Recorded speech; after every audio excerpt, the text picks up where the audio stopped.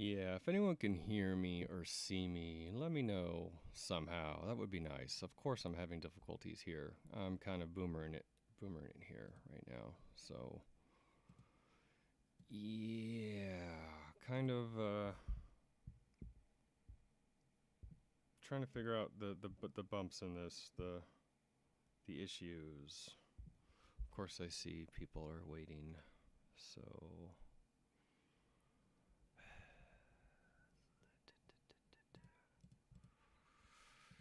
yeah.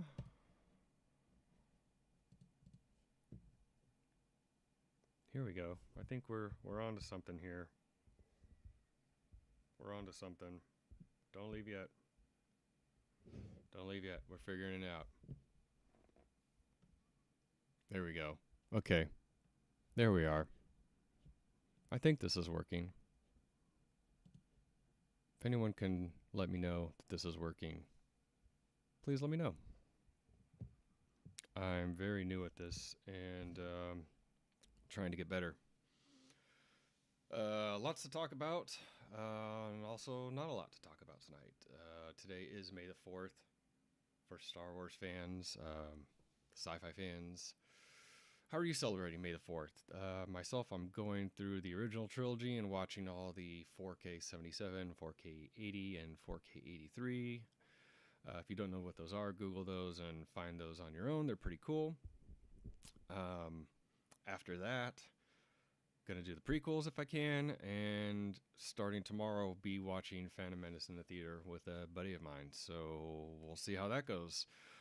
Then after that, come home, watch Attack of the Clones, Revenge of the Sith. You know, maybe throw in some Rogue One if I feel like it. Maybe do From Empire to Jedi. The making of that's a good making of. It's a vintage making of. If you haven't seen that, I suggest searching it out. There's some good behind the scenes stuff from there. Um, Lots of good Star Wars documentaries and things talking about Star Wars out there. The People versus George Lucas is a controversial one, but a fun one. If you're gonna go the documentary route, let's see. There's also there's From Empire to Jedi. There's the one that's on the DVD bonus disc. It's on Disney Plus. It's called Empire of Dreams, but on Disney Plus, it's edited to remove David Prowse because Disney Lucasfilm has some problems with David Prowse. So, of course, they kicked him out of there, and now he's persona non grata, and now he's unfortunately deceased. So that's all we get from David Prowse these days. But there's a lot of archival information out there. There's a lot of stuff of him, and again, the uncensored version of that documentary is on the Star Wars DVD trilogy set bonus disc. It's definitely worth checking out just for that bonus disc. I mean, if you get rid of Disney Plus, you still have the Empire Dreams documentary on that DVD, so you're set with that. And there's all sorts of other stuff out there you could get to basically have everything that's on Disney Plus, more or less, and you can cancel your Disney Plus like I did. There's still some Clone Wars stuff that I know of that, like Disney Clone Wars stuff, has not been released on DVD or Blu-ray, and I kind of don't expect it to, but who knows? Thankfully, we got finally The Mandalorian and Andor, and of course we ended up getting Obi-Wan and oh God, what was the other one? I don't know. We got all those steel books recently. I'm sure you know all about them. So yeah, still just kind of making sure this is working. If anyone wants to drop a line, and there you go. Thank you, Brett. Sorry if I used your real name there, but thank you. You are a saint to watch and put up with me for this long. Again, this is a virginal stream, so anything can and will happen. Still trying to get figure out how to get this going. So there we go. We'll just see how what happens. But live streaming. It's the wave of the future.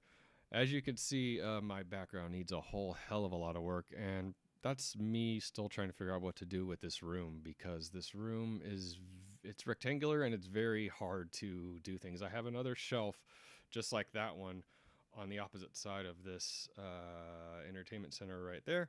And I'm trying to think about putting the third one back there, you know, to the left or right of it, depending on your view. But I'm also thinking I want to put some movie posters there. It'd be really cool to put this thing back there facing the camera, facing you, so you can see all the cool stuff that's in there. Because there's some, you know, some collectibles, some vintage stuff in there that I keep. Good stuff. There's a lot of junk up top. I'd like to really get rid of that, but I really want to focus on expanding more of the physical media because, like I said, I got 2 of these shelves like that one, and they're both full, and I need a third one or just another solution. So, yeah, still trying to figure that out. So, you know, in time, I'll get a better, more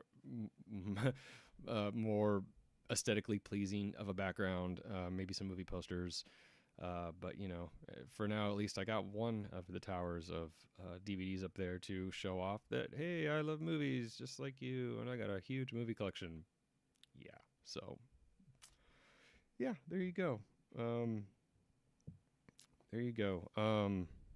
Yeah, live streaming. It's Saturday. It's May the 4th, and it's been rainy all day over here. I live in Northern California, and it was today, you know, we've had lots of sun, and of course today it just dumps rain on us. So I was out in that rain, of course, doing things, driving around, going long distances, and also running off of 2.5 hours of sleep because I couldn't sleep, and so I decided to stay up and edit a quick video that's going to come out on Monday.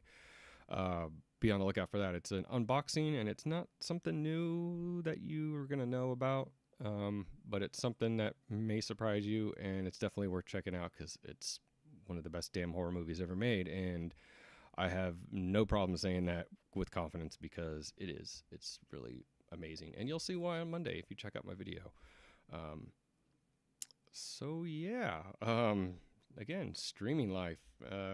Going back to the weather, it's been raining, it's been crazy. 2 hours of sleep, 2.5 hours of sleep. Yeah, so I'm not sure how long this is going to go. It's more of a test. It's not supposed to be a 3 or 4 hour live stream, although those may be, you know, in store down the road once we polish and get this format a little bit situated. Like I said, this is my first time doing this. If you didn't hear that the other 46 times, definitely need to work on some things. So please, of course, if anything stands out, criticism is welcome.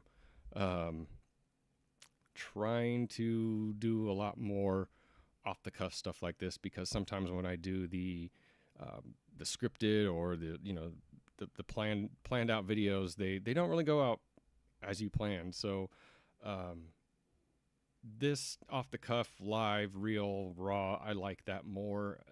It forces me to stay on my toes where doing a video, it's kind of, you know, repeating the same phrase or sentences over and over, especially if you're tired or drunk or high, and you know you can't really get that rhythm going. You gotta, you know, you gotta get through this line and you gotta do it. But on streaming, I like it better because it's just, again, it's off the cuff and you know it's raw and it's real, and you know, so what? So yeah, trying to do more things with the channel here, trying to make it interesting, if not for you, at least for me, because this is keeping me busy. I've been a runner for the last 2.5 to 3 years, and I've recently had an injury, so I'm trying to figure out what to do with my time while I'm resting and rehabilitating, and kind of going crazy because I can't get out there and run. So a lot of time is spent now indoors, and a lot of time is spent, you know, dealing with a lot of empty time. And so you know, figuring out this channel, figuring out how to do the live streaming, and you know, I mean, hell, I bought a whole new computer for this. I couldn't have done this 6 months ago because my computer was so terrible.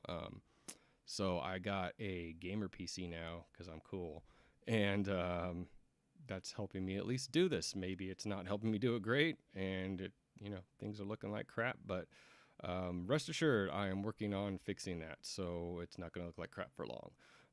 And, you know, who knows? We'll see. Like I said, just got to kind of, you know, get my groove. So there you go. I don't know how many people are here. It looks like still 3. Thank you, all 3 of you. Yeah, if any, I mean, I know I put out the invite on Instagram to come on. I maybe if you know how to do that through here, that'd be great. Maybe I can figure it out myself. But still, if the invitation still stands, if you want to come on, feel free and drop me a line, and we can have you on. And I will try and see if I can even get you on video. I'm using OBS, so I know that might help people to know what they're working with, what I'm working with here. But and again, if no one wants to join on, that's fine too. I'm here just talking to myself, like Jeff Goldblum in the Jurassic Park car. Yeah, let's see here. Stuff going on outside. Just making sure everything's going all right. So excuse me one moment. Like I said, this live stream is not polished at all. Hence the title. It's just to test the waters and see what's going on. Definitely need to figure out the camera situation here. Definitely need a new microphone. This microphone is not the best, but it works pretty good for the usage right now. Let's see.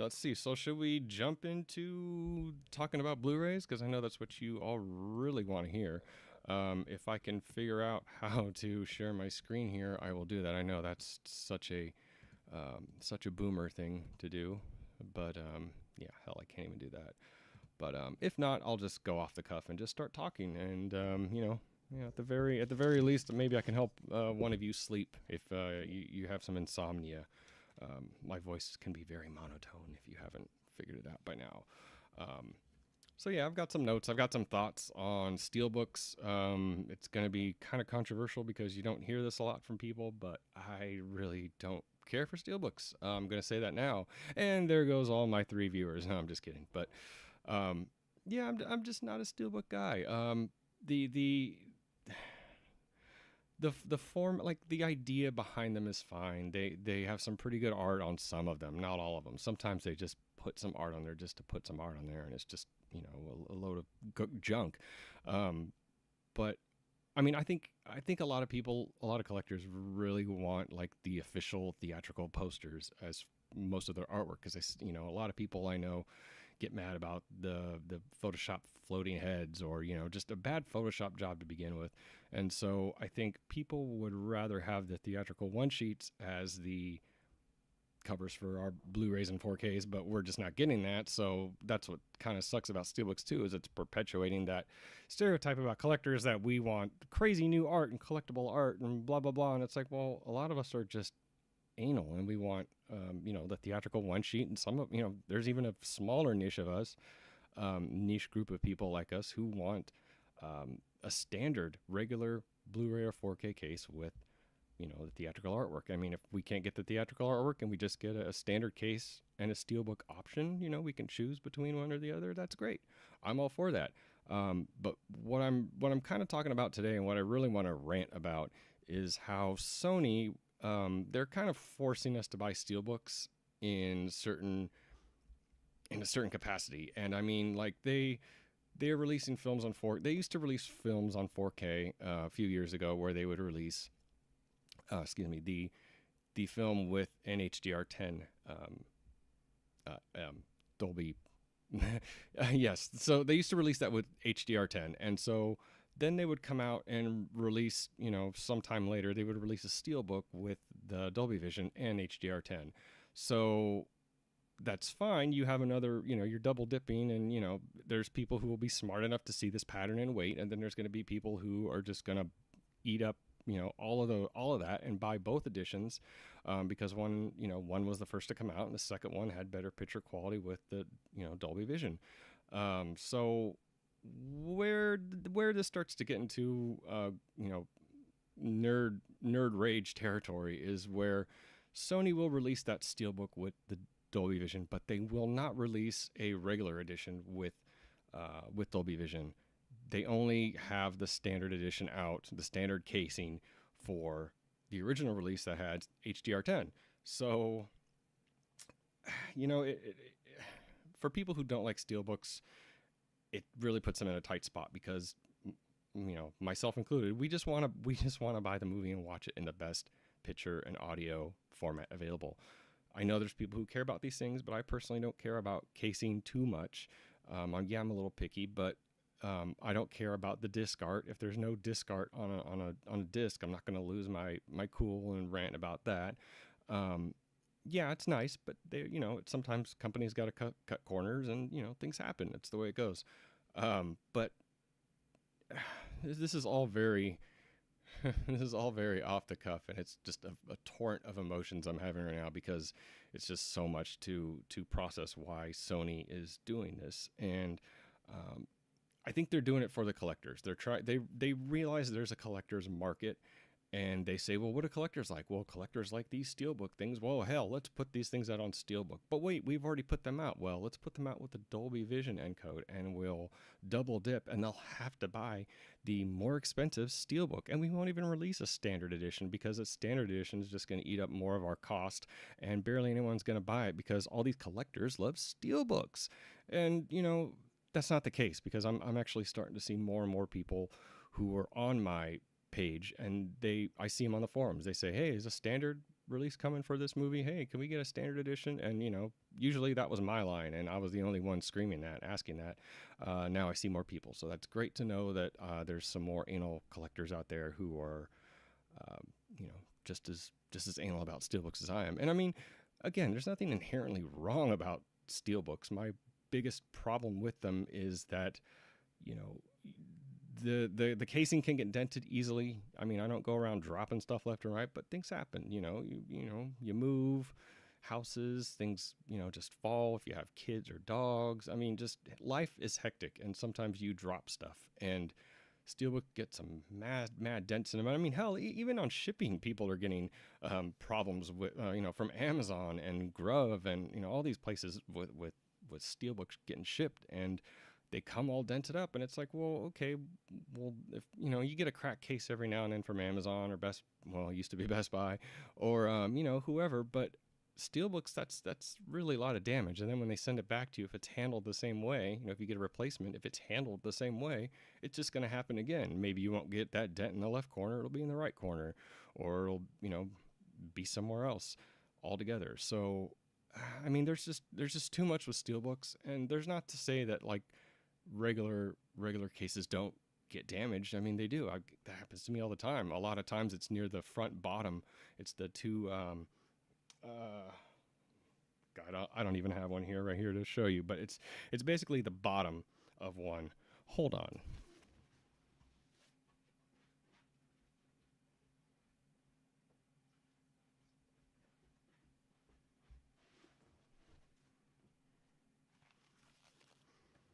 All right, here we are. So basically, on a Blu-ray, yeah, I just recently picked up Soldier from Grove. Oh, there we go. Soldier. So a lot of times, right here, this will be squished down because when the UPS or whoever handles these things, they tend to grab, they just grip them like this. And, I don't know if they know what's on them. They probably don't. But or they don't know what's in the package, so they just grip them. But it's like, what if what was in there is more fragile than a Blu-ray? What if it's something a lot more fragile? Well, you gripping it like an ape is just gonna ruin it. So don't grip it like an ape. Handle things gently. White glove, guys, white glove.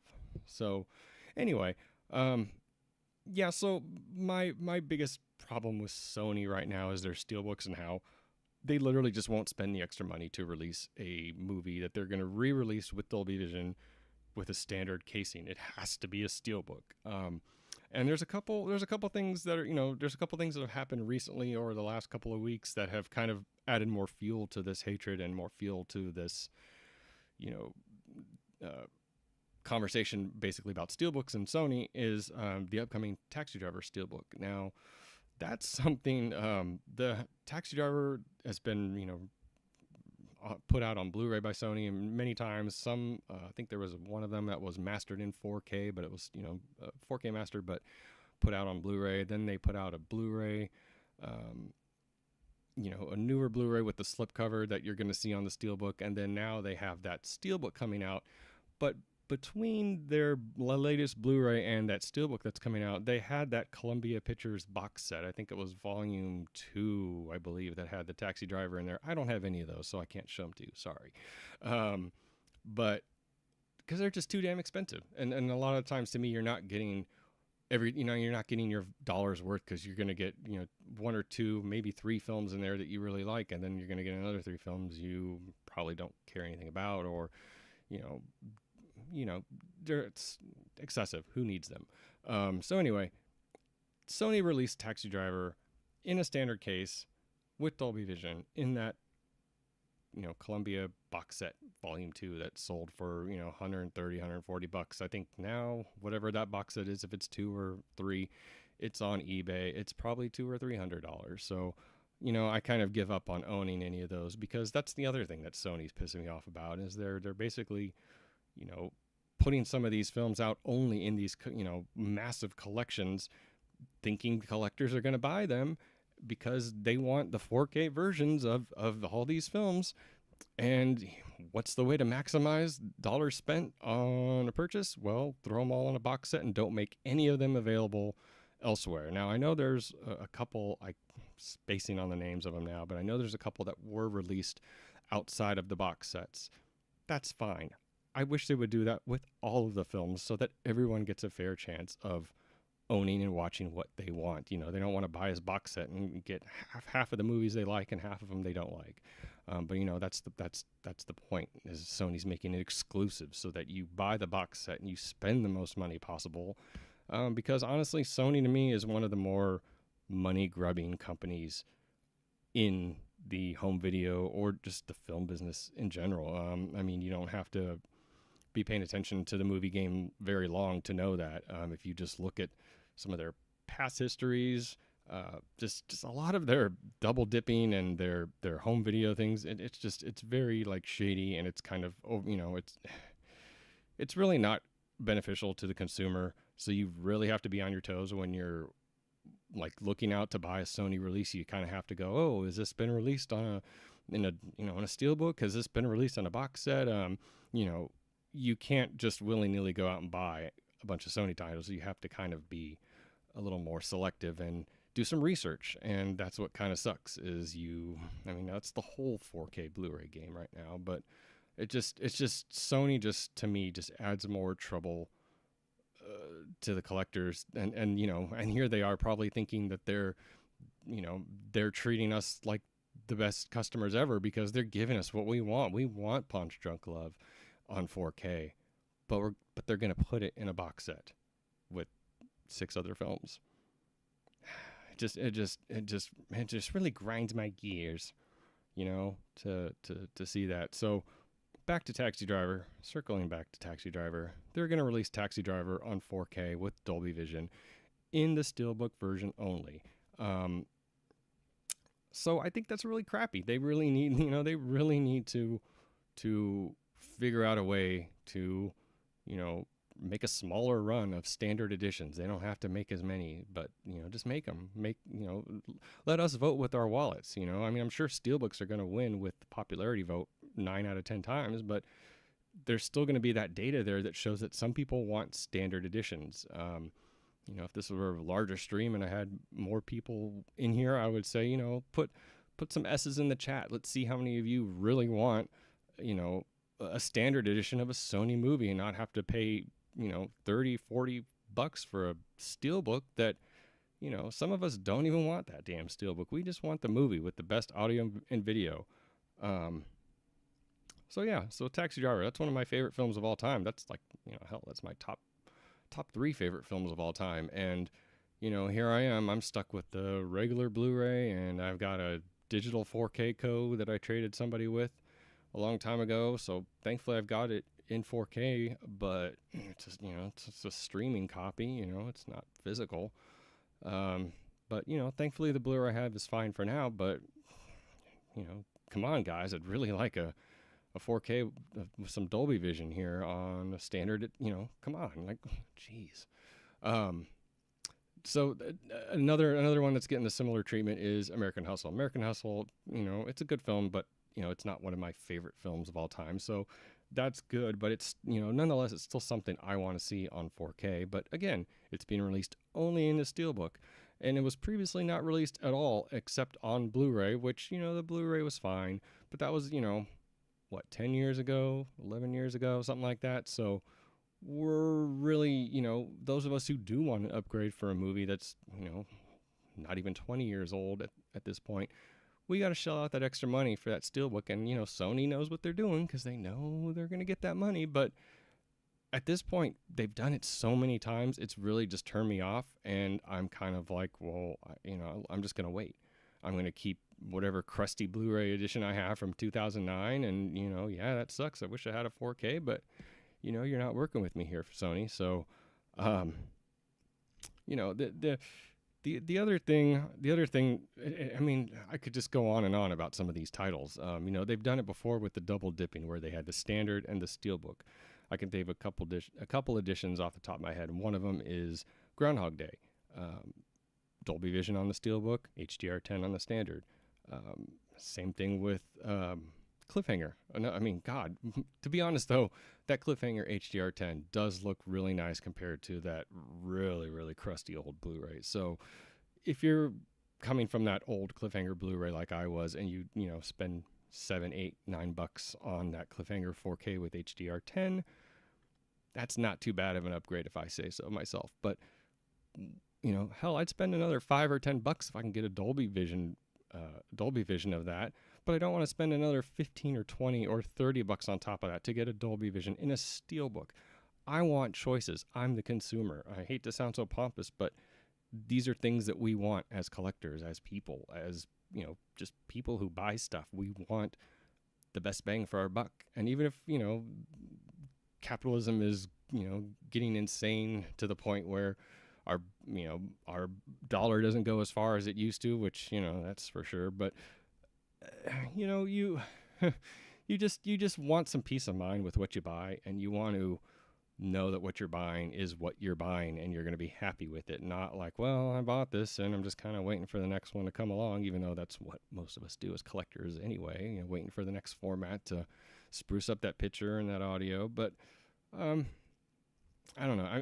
I'm sorry to really be taking the piss out of Sony lately, but they're really starting to grind my gears with this. And I'm starting to see some other companies follow with this HDR10 and Dolby Vision back and forth. And I think it's really crappy. Like they need to include both for most movies. I mean, how long has 4K UHD been out now? It's like every time we get a new physical media format, and I'm sure this is the last or the second to last format, but every time we do, there's some sort of growing pains where, the first couple of years, the discs aren't mastered right, or, there's with DVD and Warner, it was, those stupid cardboard snapper cases and flipper discs that you had to flip over halfway through the movie. I don't know if you all remember that, but that was terrible. I mean, 1999, 2001, you were kind of like, wow, I'm by that time the tide was changing and DVD was starting to get better, and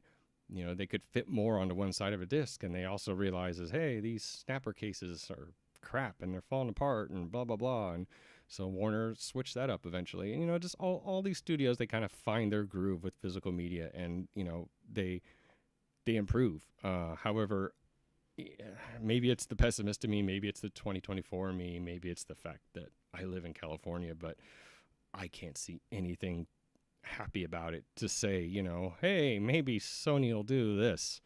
I was pleasantly surprised with one thing they did. They are releasing the Karate Kid with Dolby Vision in what looks like a standard case. It's got a very retro cover. I believe it even has the red borders on it, just like those old red bordered VHS. My God, those were so good.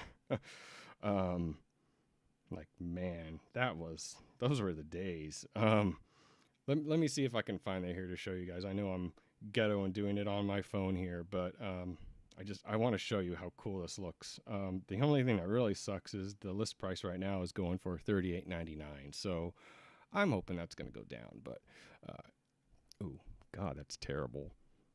I don't think you guys can even see that. Again, This is my first time streaming, but yeah, okay. You really can't see it, but go on Blu-ray.com and look up Karate Kid 4K, and it looks similar to the old school VHS cover art with the red border on it. God, I can't even get a good I can't even get a good version of this to show you guys. I'm sorry. This stream has kind of been not the best, but again, I knew going into it that it wasn't going to be the best. So there you go. I also got to remember to look up here, not down here, even though I'm not looking at a script or anything. I need to look where you are, and you are right there. So hi, hello. Here's some awkward eye contact. Anyway, so yeah, so I mean, again, I hate to kind of dump on Sony, but that's just something I'm seeing, something I'm really getting sick and tired of. And I didn't want to make a rant video on it because I felt like making a rant video on it was just going to seem so much more meaner. And, you know, Sony has done a lot of good. They've put out some great transfers. They put out some great films. I mean, hell, their electronics department, you know, everything, you know, there's goods and bads with everybody, highs and lows, you know, peaks and valleys, strikes and gutters. But, you know, I have to focus on the gutters. I have to focus on the valleys right now because Sony's kind of effing up.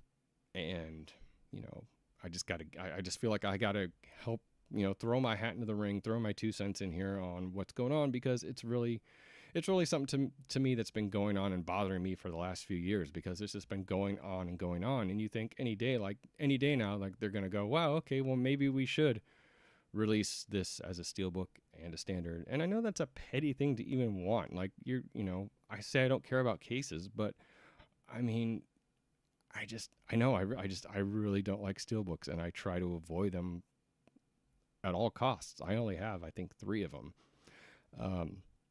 One of them is the Fright Night 4K, because I'm a huge Fright Night fan. And I mean, you know, I think I ended up getting it for about $14 from Target. I think they had a pricing error about a year ago or 6 months ago, and I took advantage of that. And, you know, I reluctantly hit that purchase now button on the website, because as much as I want Fright Night in 4K, I didn't want that damn steelbook. But as of right now, that damn steelbook is sitting right about there on my shelf. So, you know, whatever. And I'm not saying, oh, I'm going to run out and do that with Taxi Driver, but if I saw that steelbook of Taxi Driver on the shelf for $10, yeah, I'd probably pick that up, to be honest. No shame. No, you know, no cap, as they say, I guess. But, you know, to go out and pay $40 for that when it's something you only kind of half want, you know, yeah, you're going to watch that film, it's going to look great, whatever, and that steelbook case is just going to sit there on your shelf. But, you know, it's also the principle, like, you know, it's the fact that they're double dipping, and it's like, we know you're double dipping, companies double dip, but it's like, you guys are not, you're not sneaky about it. You're not even graceful about it. You're being very underhanded to the customer, and that's really what pisses me off right now. Sorry about that. I do know that with Taxi Driver, as per reading the forums, that people have been saying that there's a inserted scene issue with the Columbia box set. I think it's volume 1. There's some issues with that disc, so people are wondering if the same issues are going to come over on this steelbook edition, because everyone's just assuming they're just going to take that disc from the Columbia box set and just slap that in a steelbook. They could slap it in a standard case too, but they're going to slap it in that steelbook and just pass that off and probably not even do any QC on it. So, you know, the jury's still out on that. You know, we'll see what happens if that error comes up. And if you're not familiar with the error, I'll tell you how it pertains to 12 Monkeys. In one of my last videos, my pickup videos, I spoke about, in fact, my first pickup video, volume 1 of Physical Therapy, I talked about 12 Monkeys from Arrow, and how the 12 Monkeys Blu-ray from Arrow that was released first had a repeated scene where the audio was coming through as it normally should. You know, the lines, the dialogue was all where it should be in place. Nothing was missing or chopped up. But there was some arrangement of images that were not, you know, they were not matching up with what should be matching up with that dialogue. So you were seeing basically something repeated that you'd already seen. So someone turned and looked, and you saw that where it should be, but then there would be another line later on where instead of the turn and look, you see like a spider, a cutaway to a spider, but then instead of that spider, as how the movie was before, you're seeing that turn and look again. But the audio's remaining the same. And I mean, I'm sure there's videos online if you really want to look into it, but I haven't looked into Taxi Driver yet, but I'm hearing that there's similar problems with that Columbia box set 4K. So again, we'll see on the Steelbook what happens. But again, I'm not in any hurry because I'm going to hold my breath and hope that they come out with a standard edition like they're doing with this Karate Kid. And see, that right there is a little bit of hope that I can cling on to. And in fact, it's kind of also like really now hampering me from buying anything Sony, even if there's a Men in Black Steelbook that I was considering getting because I thought, okay, well, it's got Dolby Vision, and even the 3-pack Men in Black 4K that's got 2 movies I don't care about. I think there's issues with that. And I think that only has HDR10. So, and that's in a standard case, for crying out loud. So, it just seems like you can't win. But I didn't purchase that Men in Black Steelbook with Dolby Vision because I thought, well, maybe they'll pull a Karate Kid and they'll, release a Men in Black Standard Edition with Dolby Vision like the Karate Kid, and they'll do it in July, which would be appropriate because Men in Black came out in July in the summer of '97. I was there. I saw it with my dad. Bonding movie for us. We love that movie. Quoted all the time to each other. Spans the test of time. Love it. So yeah, so that's my rant about Sony. I really don't have too much more to say, but I'm really hoping that Karate Kid sells well and maybe somehow gets the message to them that this is, collectors want steelbooks, but collectors also want a choice. And if I can leave you guys with anything of knowledge, any substance of today, it's, it's something that we all want, and it's a no-brainer that we all want this, and it's choice. We want to know where our dollar is going, and we want to make sure we're getting the best bang for it. So come on, Sony, help us out, guys. We want to help you make some money. We want to give you our money. Don't stop us from doing that, because right now I'm kind of slowing up on you guys. Not really too anxious to hand you my money. So we'll see. I think this year is going to be very, for many reasons, this year is going to be interesting. But I think physical media and streaming, I mean, it just seems like everything right now is kind of on the cusp of changing. Everything from human interactions, politics, and the way we consume information and all. I don't want to go on that rant either, because that's not what the stream is about. But it seems like the last few years have been very, very, very stressful and very, very strong on change, whether it's good or bad, right or wrong. And like I said, it goes for all things, social issues, politics, and it goes all the way down to movies. It's just like a lot of things are just in constant change. We just kind of have to, maybe, wait and see what happens or before we jump on something, no matter what it is. So yeah, it just sucks with Sony. Like I said, is I'm just kind of waiting, and I'm not buying as much as I would or should be buying from them because I'm just in a holding pattern. And yeah, maybe I'm dumb and I might be waiting forever. And then at that time where I come close to feel like I'm waiting forever, yeah, maybe I'll, give in and buy some of these steelbooks. But, God, maybe by then they'll be, bargain bin cheap. They'll be $5 by then. Maybe it will be on to 8K or, I mean, who knows? That's the thing. We don't know what's going on with formats. And I mean, I guess I should just jump right into the next thing I was going to discuss and see how long I ramble on about that. And that is Best Buy. Now, Best Buy is everyone said a lot about Best Buy, and everyone can, you've probably heard it all by now about physical media and Best Buy. And the one thing that I want to say about physical media and Best Buy is that Best Buy making that decision, that was their decision. They did that. We all saw it coming. It's stupid as it was. They did it, and it happened. And, that sucks. I'd like to go in and buy movies at Best Buy because I used to do that all the time. I used to, stop in after classes in college and go browse their physical media section for hours and come out with a stack of DVDs. And, I was there almost every Tuesday, and I would see some of the same people every Tuesday picking up, new releases on new release day. And, there'd be some people coming out there with a stack of every single new release that came out on New Release Tuesday. Sometimes I'd go in there for one or two movies. Sometimes I'd come out with a stack as well. But anyway, that's, neither here or there. It's over. But my point is that Best Buy getting rid of physical media was such a big thing that it hit national news, and it went everywhere. And the problem with that, but also the good part about that, is a lot of people, I think it awoke a lot of people to physical media and the benefits of it, because it was about that time that people are starting to realize that their streaming services were screwing them. And you're paying 20, 30, sometimes 40 and up for some of these streaming services. And again, I won't go on this rant, but you're paying all this money for these streaming services, and people are sick of ads. People are sick of looking around and finding that their favorite movie or something they want to watch is not on one of the 5 streaming services they already have. So they have to go download a 6th one or do a trial, or God forbid, sail the 7 seas and go find it on Tortuga. So those things kind of happen all about the same time. So people are getting fed up with their streaming services about the time that Best Buy was getting rid of their physical media. So that created this demand for physical media that wasn't there before.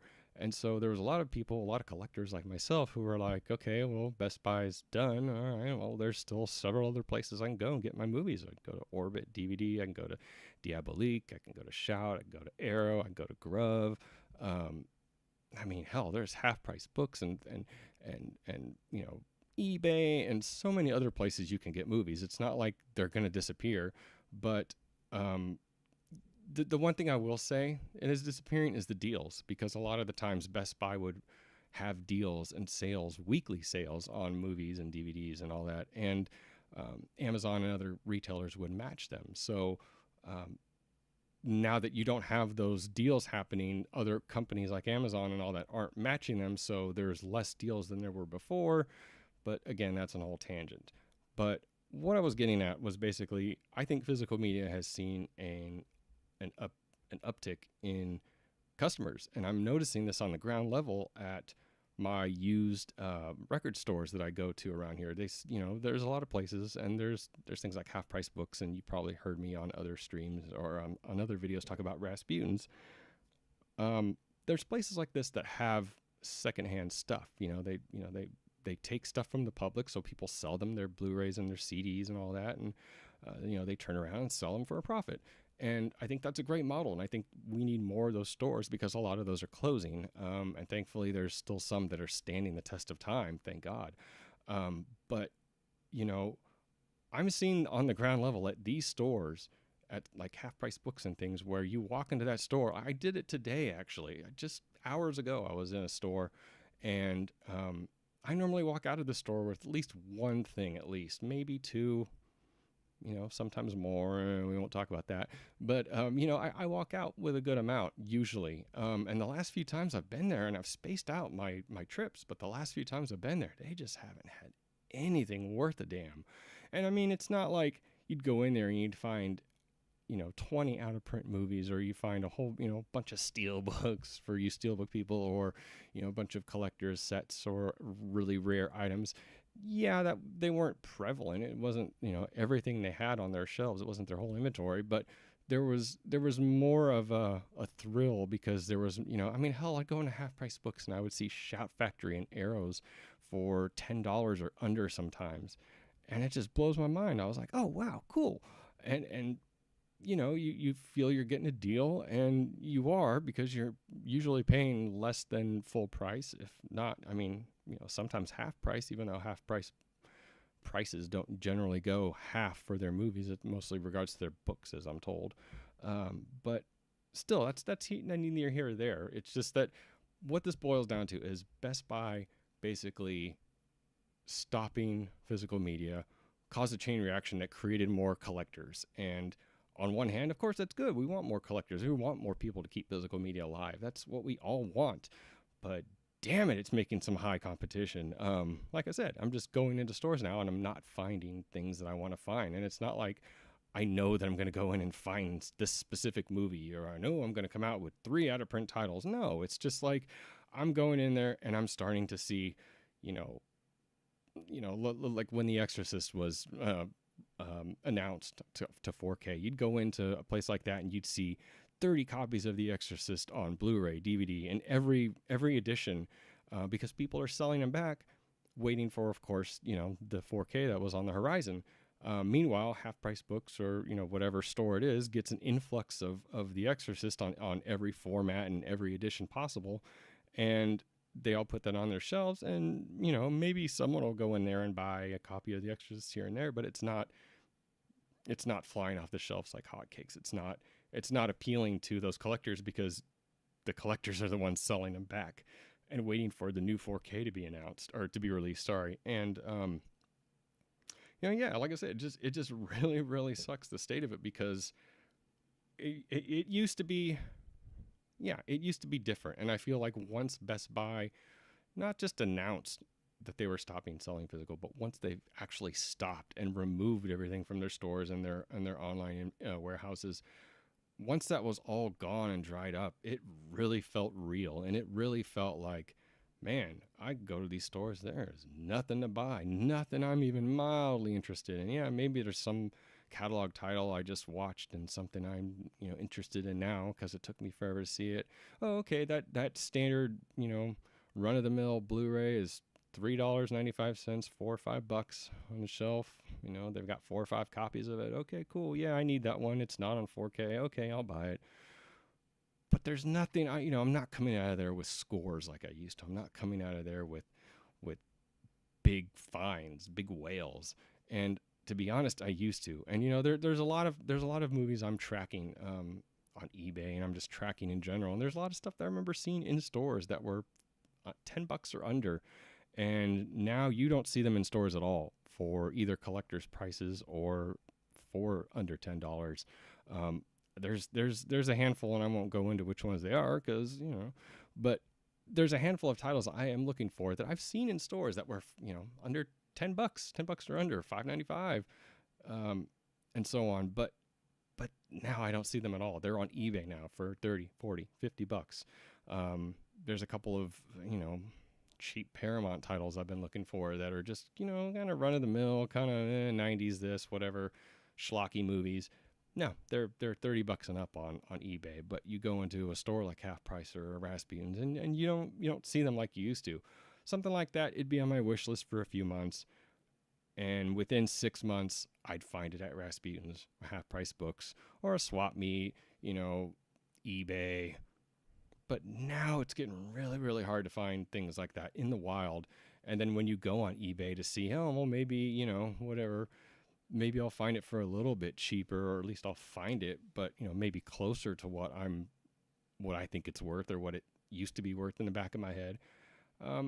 No, inflation's hitting us hard, it's going through every facet of society. So it's like you have people who are, resellers who, this is how they eke out a living, by making $10 extra on some, DVD they find at a swap meet for $3, and they put it online for $30. And yeah, they'll make a little bit of money. And, again, they scrape out a living. That's their thing. That's their hustle. That's their side job. And I'm not knocking that. I'm just saying, like, it feels like there's a lot more competition in that, because there's a lot more people who are seeing, there's some opportunists. Just to be real, there's some opportunists who, yeah, that's their life, that's their hustle, but now they're into this facet, and you're kind of ruining it for the people who, you're in this facet of collecting, and now you're ruining it for the people who have been in this collecting sphere. You're kind of, adding more competition to it. And again, that's a hard stance. There's a hard stance to take on that, because again, you have one side of it, people have to eat, people have to make, their living. But then there's collectors who just want to collect, and you got to find a balance, to be honest. But I don't think there's a balance, because just in general, things are just so bad, and the economy is not helping. um, and it just feels like it just feels kind of like sometimes like a perfect storm where, like I said, Best Buy doing that, announcing that, and getting rid of their physical at the same time that people are getting fed up with streaming and paying for 6 or 7 streamers.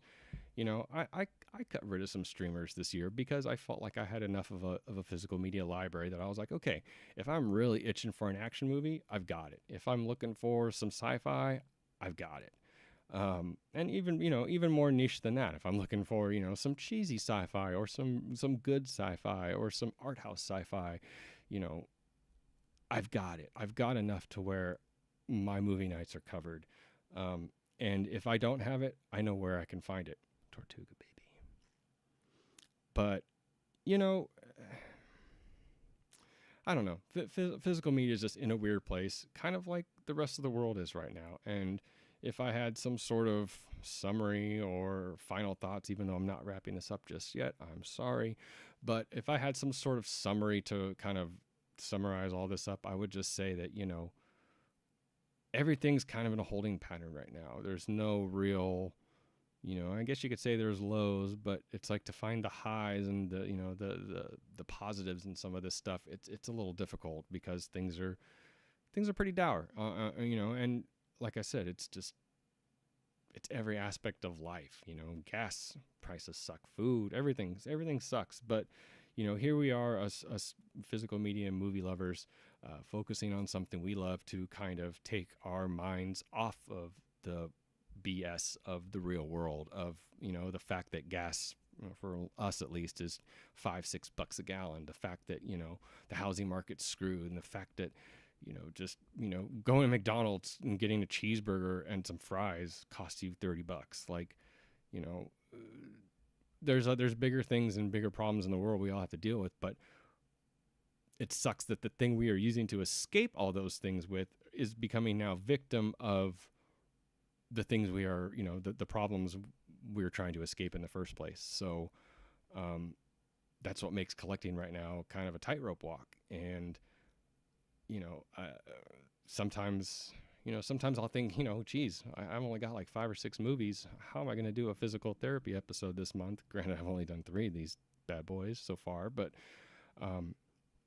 if I didn't have that, if you've been following, I doubt any of you really are, but if you've been following the last video I had to throw in some films I got from the month before that should have gone in video 2, but they went in video 3 because I really didn't have a whole lot for video 3 because, I honestly, there wasn't a whole lot for me to find. And again, going back to what I did today, I was out and about and I happened to be near some used record video DVD stores, so I popped into 2 of them. They're pretty well known in the area. I walked out of both places with nothing. I had a little back and forth. Should I get this? Should I get that? I don't know. But there was nothing. I was just like, there, that's it. I need it. Mine. The stock was all very stale, and I've had some people say to me, oh, well, Record Store Day, if you don't know Record Store Day, you should look that up and just be familiar with it. But Record Store Day, that was recently, and that drove a lot of people to these stores and drove a lot of people to make those extra purchases they didn't plan on buying and shop more than they were planning on. So yeah, I could see how stock might be a little bit low because of Record Store Day, but there's some of these stores, they don't participate in Record Store Day. So it's like, yeah, how can you say that? Yeah, they might have had an uptick of visitors that day because they went to another store and they decided to come to this other store that doesn't do Record Store Day. But that was a few weeks ago. Like, you've had some time to regain some stock. Why are your aisles still bare? And it just I don't know. The state of everything, I hate to make it sound so dour and just so terrible, but maybe that's my lot in life, is to bring some attention to the garbage, while everyone else is being positive. I'm telling you how it is, and whether it's good or bad, it's at least how it is. It's just how I see it. Calls them like I sees them, as I say. But yeah, I mean, physical's it's a weird place, Like I said, I was looking through deals. I look through deals daily. Let's be real here. I look at deals all the time. I should stop save myself some money, but at the same time, I need some product for my monthly videos here, need some content.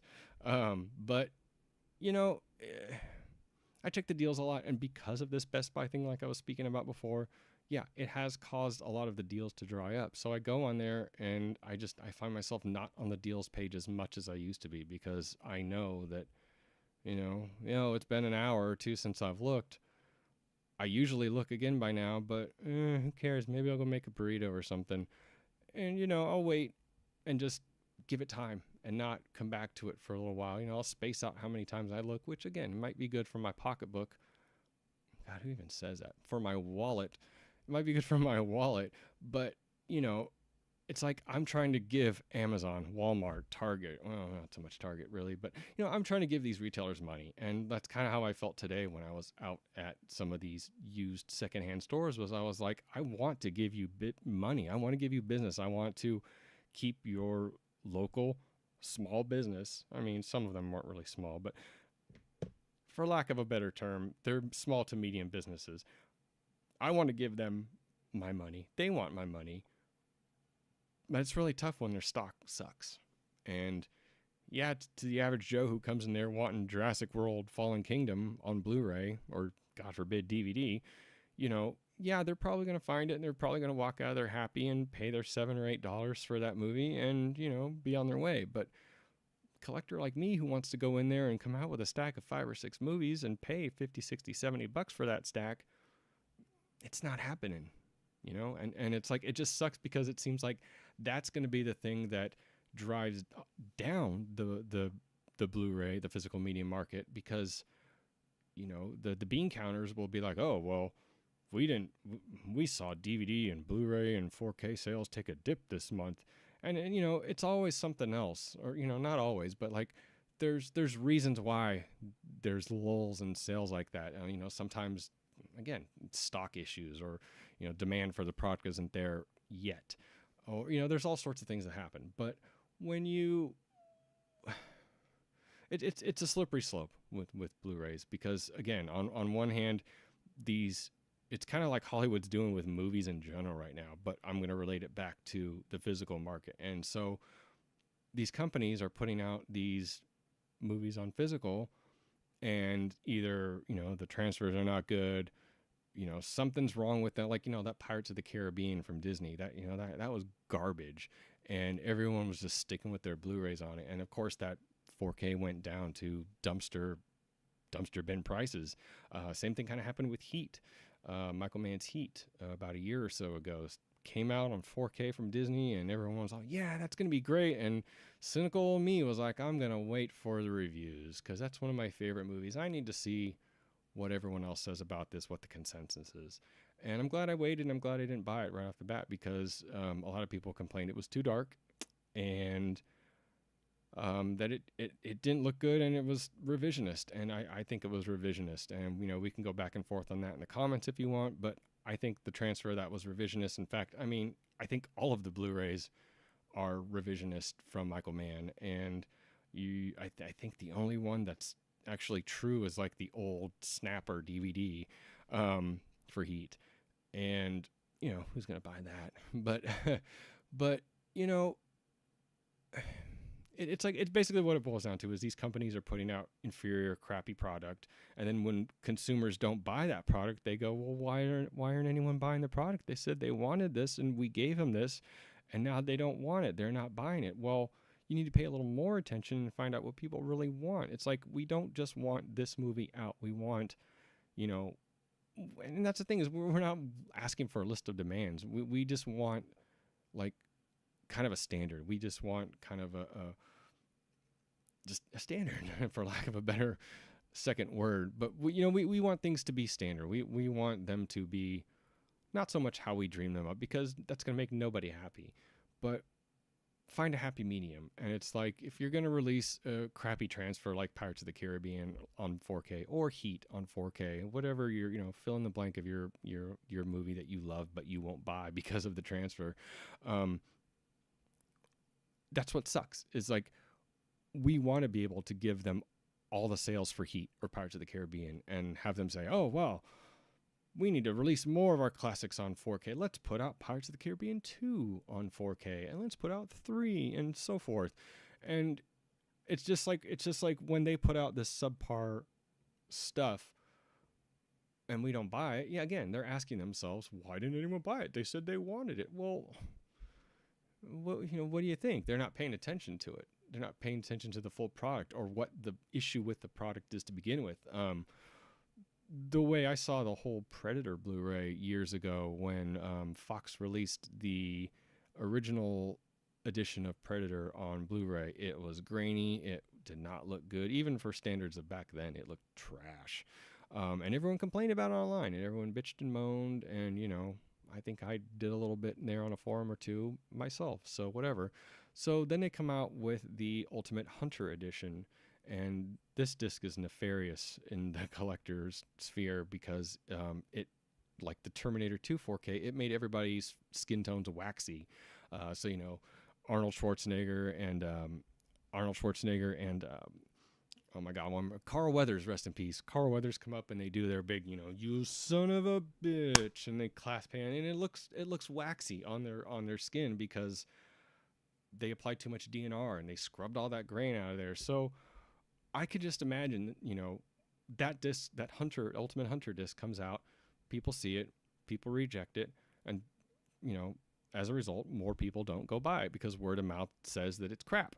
So then, word gets back to the studio. Oh, well, we put out this Ultimate Hunter edition that cleaned up the movie because isn't that what you wanted from the last release? We cleaned it up. We put all this DNR on there. We made it nice and shiny and bright. And now you don't buy it. So we're just not going to put out Predator anymore. And I know that's false because they eventually did. And that 4K restoration that they have of Predator, mwah, I love it. It's one of my favorite 4K. It's one of my first 4K discs I ever bought because I was in desperate need of a good copy of Predator because Predator deserves the best. Let's be real. So yeah, that's what sucks is they put out substandard product, we don't buy it, and then they think we don't buy it because we don't want it, or the demand dropped, or whatever. They never think, oh, it's something we did, it's something we didn't do, or whatever, or it was priced too high, or I'm sure they don't go down so far as to go, oh, maybe it was that cover art, but it's kind of a crappy place to be in because we want to support physical media. We want them to make more, but if you're not going to do it right, then we don't want more. People just want it to be right. And it's like it all boils down to choice. Kind of goes back to that Steelbook standard edition thing with Sony. We just want choice. And to even bring it back even further to George Lucas and Star Wars, because today is May the 4th, to bring it back to that, Mr. Lucas, we wanted choice. And when you were running Lucasfilm, we asked you for that choice of the 97 special edition along with the 1977, the 80, and the 83 versions of Star Wars, Empire, and Jedi, respectively. So most of us weren't mad that we were getting the special editions with all these CGI changes. We were mostly mad that we didn't have the choice to pick. And if you'd only allowed us to do that, we would not have been mad about the original trilogy to begin with. You could have released a box set and had, one edition of the box set be the special editions, one be the original editions, or one box set that cost twice as much and had both editions, and fans would have bought it. We would have. I would have. But no. And I know I'm saying that, as you can probably clearly see behind me, I just did my stack photo for Star Wars that I will release a little later today. And you can see I got the 4Ks right there. Rest assured, that's the 4Ks of episodes 1 through 6. There's no Disney crap in that pack. And yeah, see, I even have the George Lucas Blu-ray with the controversial Vader screaming no at the end of Return of the Jedi, which I think just ruins the ending for me. But again, that's why then, I look into things like the 4K 77, 4K 80, 83, these specialized editions, Harmy. Those guys are all doing the Lord's work, or whoever you believe in's work. And, those things are great. And it's like, why can't I know there's some probably some contractual reasons why we are not getting the original trilogy, because Disney wants money more than anything right now, and an easy buck for them would be to do that. Now I know they're not really good on picking up where the easy good money is and how to get it, but you'd think, every now and then a blind squirrel gets a nut, and it's like you think that eventually they would have come to that conclusion no matter what. So, you know, um, man, I should just call this stream bitching about movies, because that's kind of all I feel like I'm doing today. I just feel like kind of taking the piss out of all of them. So, you know, I'm sorry to make it sound so dire. It's just these are kind of rants, and not every stream is going to be like this. I can assure you. This is just more of an off the cuff to kind of get my feet wet, like I said before, and get into this podcast arena. I'd really like to do some more podcasts, especially with somebody else, to kind of bounce back ideas from. Talking to an empty void like this is not really my thing, and yeah, maybe with some practice and some time and effort, I can get better at it. But it's you've really got to. I'm realizing you've really got to be on point. You really have to have more on your plate. You have to have more on your plate of what you're going to do. Like I said, I didn't have a lot of diverse topics to talk about today, because this was so casual and crappy and new and all that. And I'll say this now: if you can, please like, subscribe, comment on this video, even if it's a comment maybe I might not like. Believe me, I've seen some already. That's fine. Just be real, and just tell me. Creative criticism is always best. So if something's wrong or right, I'd like to know about it. That way I can improve it and make it better. And maybe you'll watch again or longer. So yeah, this has been fun to yell at a screen for about an hour and kind of complain. But like I said, rest assured, this will not be the format going forward. This is just kind of how we're doing it today, kind of testing it out. And it'll take me a while to work out all the bugs, but again, like I said, my goals are to have other people on this channel in person podcasting. I can do some Zoom call, over the air podcasting. That's fine with me, although you got to bear with me on the technical side. This is all very, very new to me, and I know this is second nature to a lot of you, but to me, this is some new fandangled shit. I have no idea what I'm doing, and it seems very weird, and I don't even trust it that I'm still live right now to you. In the back of my mind, I'm going, this live stream ended a while ago, and I'm just talking to myself now. Who knows? I probably am. Even if I am doing this correctly and live streaming out there correctly, there's still probably only a couple of you watching, and that's fine. That's fine. But maybe we can grow that. And I don't need to be master of the universe with 1 million subs. I'm just doing this for my sanity or insanity, and maybe to help you become sane and lose your insanity. Or maybe say, hey, I'm feeling the same way about Sony and their damn steelbooks. This guy gets it. Or maybe you disagree altogether and you think I'm full of it. That's fine too. But whatever you feel, tell me in the comments. So yeah, so at this point, I'm going to kind of leave it open, and we're going to kind of start to wind down the show. I'm going to, hey Jared, what's up, man? I just see you messaged. Cool. Good to know somebody's watching. Yeah, I'm ranting. I am. So drop the vape. So yeah, as I wind this down, I'm just going to say, keep an eye out here. Again, this will be better. Work out all the bugs. I've got some interesting things coming up. I'm going to start doing a little bit more of the short form videos, not shorts. Don't worry. I'm not going into that stupid arena, even though I've got one up there, 2 up there. But, my plan is to diversify and do a little bit more different videos for you, some sketches, some TikTok kind of videos, some shorts, whatever, but some keeping up with physical therapy. Of course, we got episode 4 coming up for the month of May, and that's going to drop, of course, on the around the 1st of June.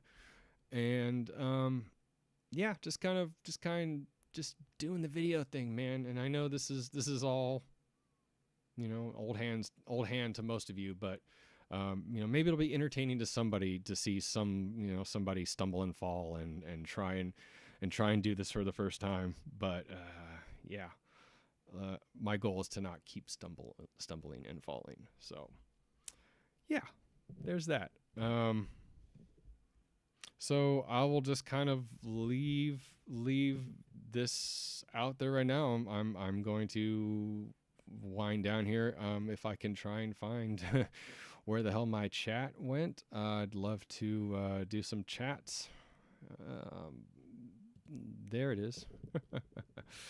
Oh, here we go. Oh, Brett, man, I'm sorry. If you're still watching, I have not been seeing your stuff. I only saw your first 2 messages. Yeah, exactly. No reason to walk into a Best Buy anymore. Yeah, I'm with you there. I was right next to one today, and I thought, oh, I'll kill some time by walking around there. And I said, wait a minute, what am I going to do? I don't need a washer, a dryer, or a TV, or a computer.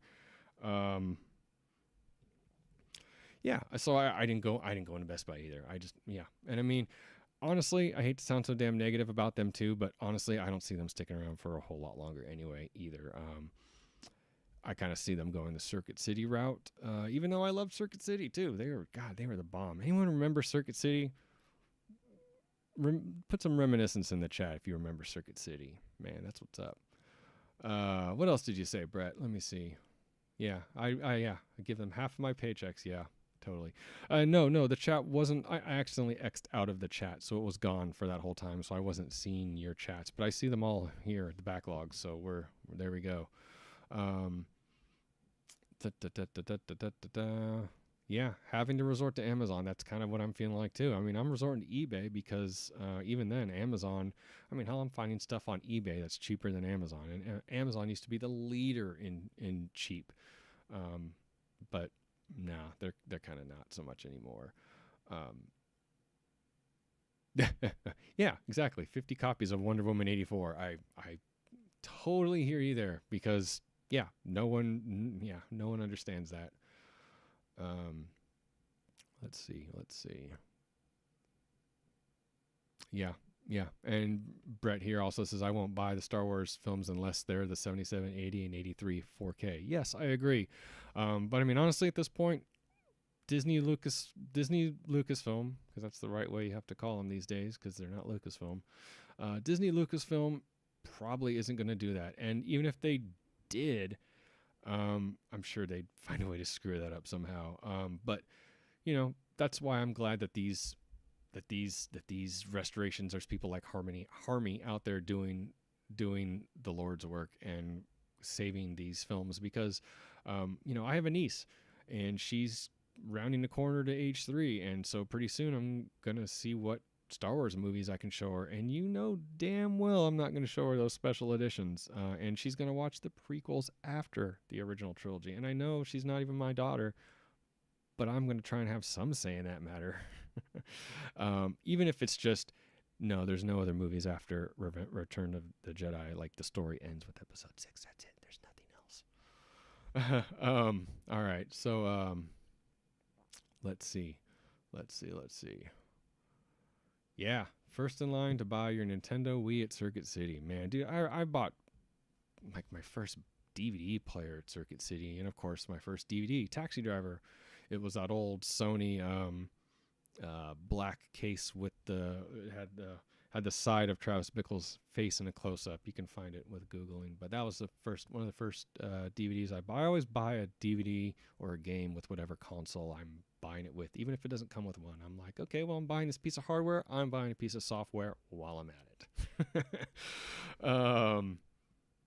Oh yeah, Brett, yeah, the Addy one cuts. Yeah, I like them. They're cool as like a supplement thing.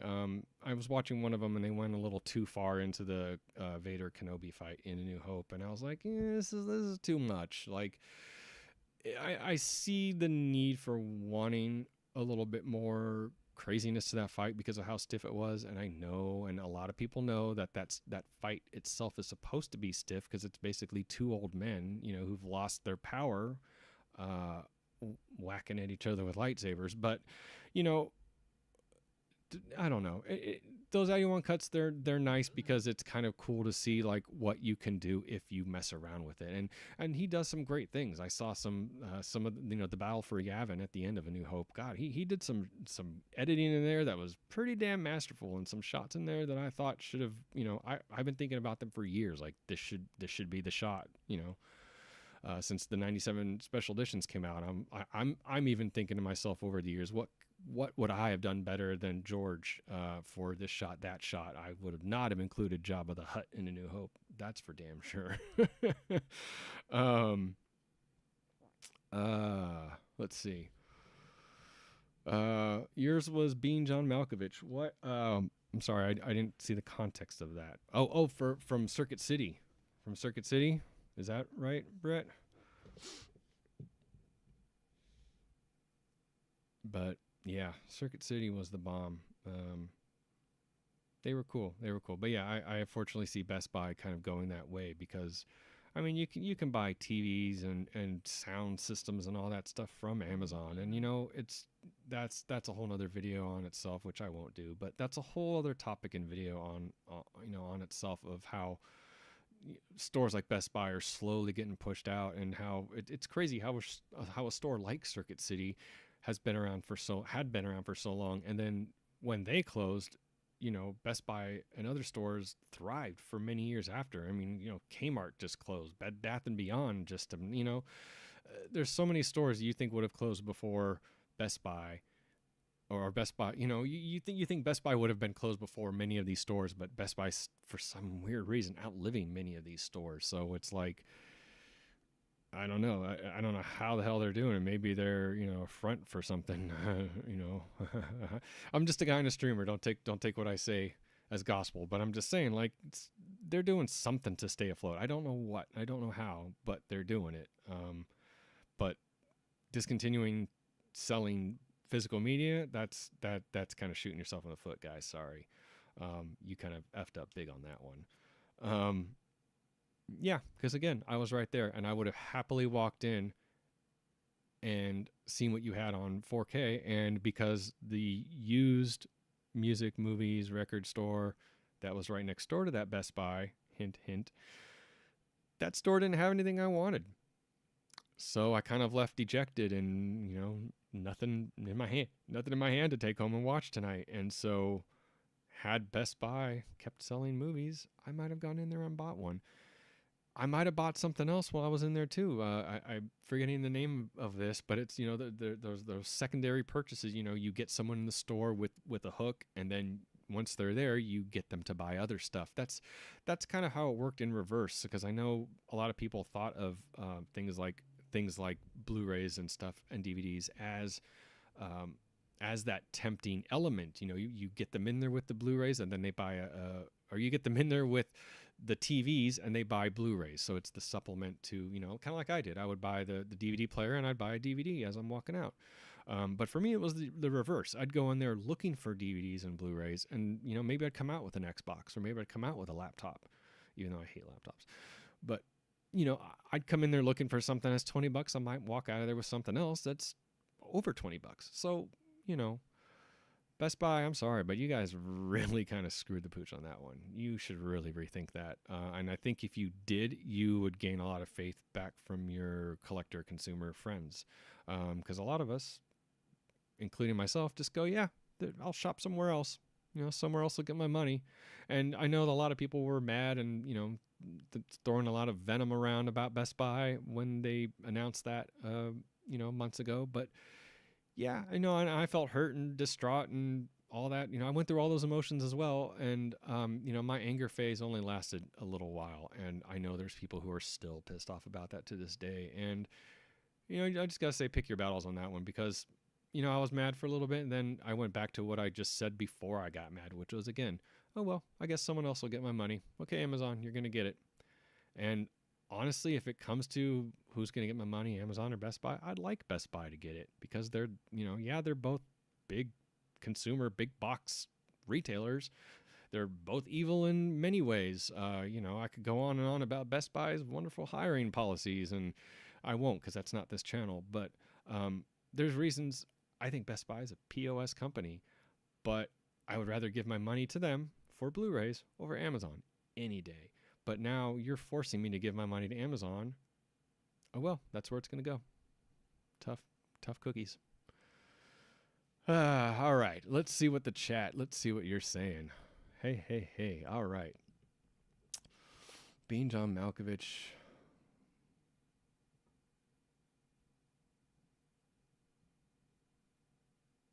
Yeah, now making the Ewoks blink. Yes, so God, that is so stupid. There's all sorts of little things like that in the special editions and the Blu-ray edition, like the one right there, that they're just garbage. George didn't need to excessively tinker with it, so whatever. I think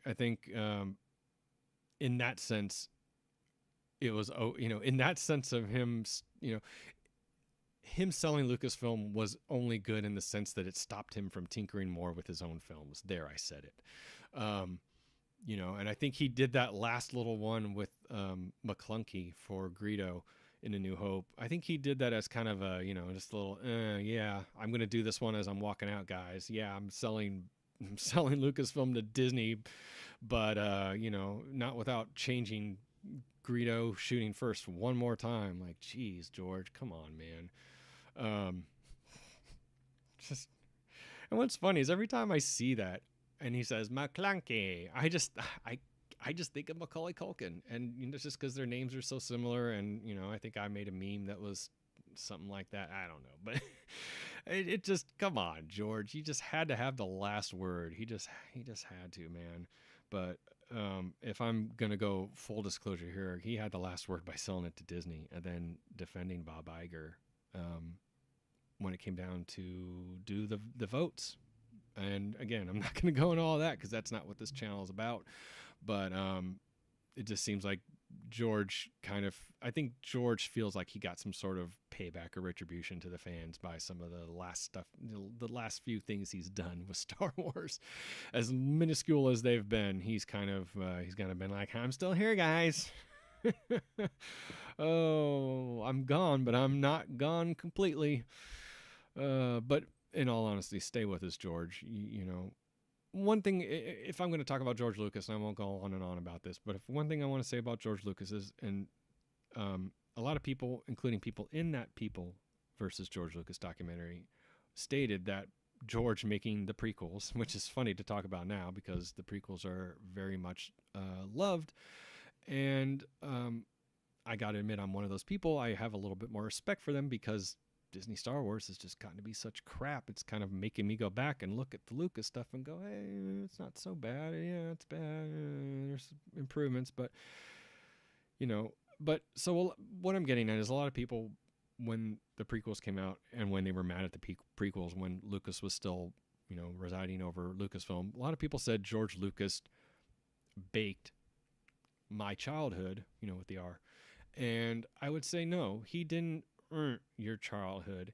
He shaped your childhood, because if you were born, all the way up until maybe the mid 90s, all you had was the original trilogy. You didn't even have the special edition yet because those didn't come out till 97. So it's like there's a whole group of people, myself included, who grew up on the original 3 films. And, the Ewoks, Caravan of Courage, as I think someone mentioned in the chat, but you had those weird little things like the holiday special and the Ewok show and the Great Heap. Ewok, now that's a deep cut. I love the Great Heap. Props to you if you've seen that. Look that up if you haven't, because it's a little mini movie, and I love it. There's some cool things they explore in there, and there's some similarities between some of the stuff that's happened, that's come out in Star Wars since. So you'll see. But, Star Wars was weird back in the day. And, hell, Slave Leia's bikini. Oh, can I say Slay on the stream? Okay, well, the Leia in Jabba's palace, that was weird. You won't get that again. We're not going to get that weird again with safe-ass Disney. So, and if you do, it's a different kind of weird. So, George Lucas, for the negative that he's done, he's really done a lot for Star Wars. And yeah, you could even say, yeah, maybe he didn't have his hand in the making of A New Hope 100%. It was saved in the edit, and it was saved. Empire's story was saved by Marcia Lucas and some of the other people. Yes, but George was still the creative push, the one who got the ball rolling, the one who got to talk to Alan Ladd Jr. and say, I need to make this movie, and everyone's turned me down. What can you do? And we all know that Alan Ladd took a chance on George, but I'm going off on a tangent. Sorry about that. My point is that if I want to say anything on this day of Star Wars, in a time where Star Wars' history and future is in such turmoil, and it's also questionable right now, we don't know what the hell's going on with it, is again, I can say George Lucas didn't earn your childhood. He shaped your childhood. Because even if you grew up with those 97 special editions, and your first movies in Star Wars were the prequels, Attack of the Clones, my least favorite prequel, but if that's your first Star Wars movie and it got you into it, that's great. And even if your Disney movies, God forbid, are what got you into Star Wars, that's great. You're into Star Wars. There's room for you to expand that knowledge, and maybe time goes on, and Last Jedi is your favorite. You finally grow and think to yourself, oh, this movie's not so great. In fact, this kind of sucks. I like this, Empire Strikes Back thing. That's not so bad, and vice versa.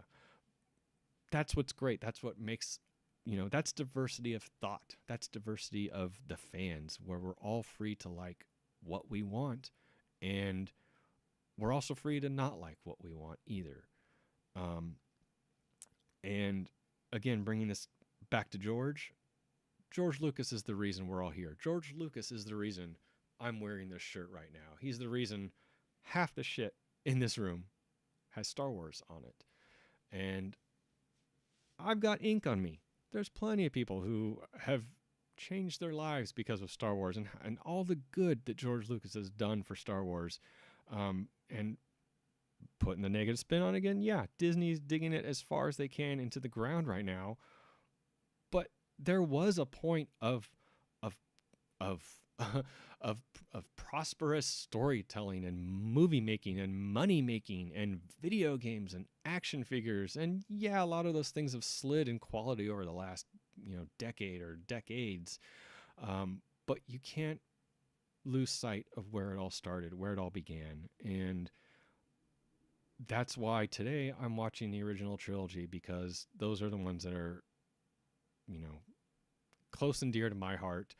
And I'm going to keep that alive by watching those till the day I die, probably on my deathbed. I've instructed my significant other, if I'm, minutes from dying or hours from dying, pop on the original trilogy, and it better not be the special editions.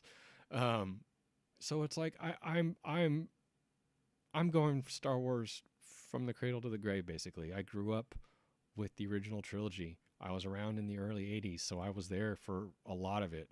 And there's people older than me who were there for more of it. So that's cool. That's great. But we must not lose sight of what we love about something like that. And yeah, you may hate everything Disney's doing, and it may affect your view of the prequels or the original trilogy or whatever.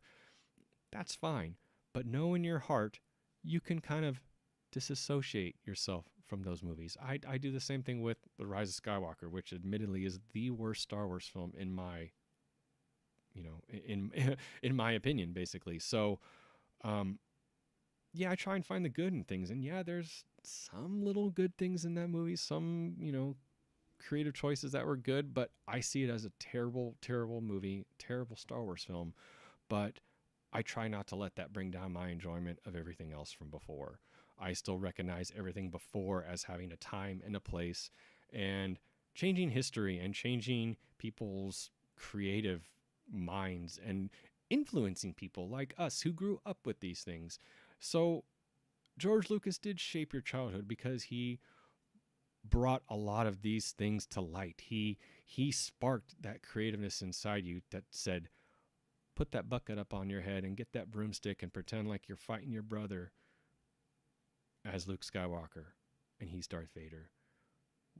How many of us did that? I used to take my dad's shop vacs and pretend they were my R2 units. In fact, we had one that was blue and white, and I really thought that was my R2, and I brought him around.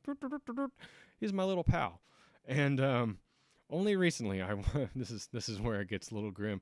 Recently, I went to his house, and I was taking out his trash for him, and I saw that shop vac laying on its side in a trash bin, damaged, rusted. And I kind of got a little sad because that was my R2. But, you know, I got those memories, and those memories don't change. And, man, I've been listening to a lot of Talking Heads lately. But yeah, those memories don't fade. And you still have those good memories with those good things. Yeah, you got the bad memories within, like, the moment you walked out of Last Jedi or Rise of Skywalker. And what are you going to really focus on? What matters more to put your effort into? It's the effort into the good memories, into the positiveness. It's to when you were a kid doing that broomstick fight with your brother, when you were, you know, reenacting things with your action figures. That's how he shaped your childhood. He didn't do anything to it retroactively because your childhood's over. He made it great. But if there's something you don't like, yeah, bitch and moan about it. Talk about it on the internet. Make a discourse about it. That's fine. That's what the internet's for, is people to bitch about movies and whatnot. But, you know, you got to appreciate the good. You got to appreciate the good. So it was very easy for me to put on this shirt today, to enjoy the original trilogy, to celebrate what George has given us and others have given us, you know, in the collaborative creative process, to celebrate what we have. It was easy for me to do that. It was easier for me to do that and to celebrate things that I love than it was for me to come on here and bitch about Disney, or to hate watch those movies, or, you know, just use up negative energy for that. No, I'm going to watch the movies I like. I'm not going to waste my time with stuff that I don't like. So there you go. Choose and pick your battles. That's all I got to say. Let's go back to this chat here. The Monkey. Hello, The Monkey. Allow me to swing in. Congratulations on your live stream. Thank you very much, The Monkey. All right, let's see what you got to say, Brett. That came out like 2 or 3 years ago. Yeah. Yeah, you know, I was going to talk about Sony and that limited Ghostbusters set, but I don't have all the knowledge on it because I remember seeing that box set and going, whoa, that price tag is huge. I'm fine with my Blu-rays. Little did I know that that box set had the Dolby Vision version of Ghostbusters. And so by buying the 4K version when I eventually did, granted I got it from Best Buy Black Friday for about $10. Yeah, it looks good, but it could look a whole lot better. That Dolby Vision looks pretty damn nice for Ghostbusters, I got to admit. So that's something I wish I had, but, you know, screw me, I guess, right, Sony? But, you know, to me, Ghostbusters is something that's perpetually going to be re-released, probably long after all of us are dead and gone. Even if they're not even doing physical anymore, Ghostbusters will be released indefinitely. So, you know, what's this? The 40th anniversary. So come on, they're going to do something this year. It's Sony. Come on. We'll probably get another DV copy of Ghostbusters. Probably Ghostbusters 2 as well. Yeah. Yeah, you're right. It does, Brett, very good. You said, you know, whoever their buyer was stopped giving a damn long ago. Yeah, that's very apparent with them. I sound like a conspiracy theorist when I mention this because I've traveled a lot and I see things when I look up films, DVDs, whatever, on Best Buy's website, and just being observant when I go into some of these stores and noticing the stock and the amount of stock they have. Where I live in particularly, for some reason, we tend to not get things that the rest of the counties, the cities, hell, the rest of our state, the rest of our country doesn't get. I know this is going to sound more conspiracy theorist when I say this, but this goes, we get low stock of things in our area, and we're in a pretty, like, well populated area. In fact, you can't breathe in this area I'm in right now because there's so many people here. It's you know, you're it's so like neck and neck. I hate the city. But anyway, I digress. We're in kind of a black hole of shipping and receiving. So it's like I'd go into Best Buy and I'd see half, this was years ago.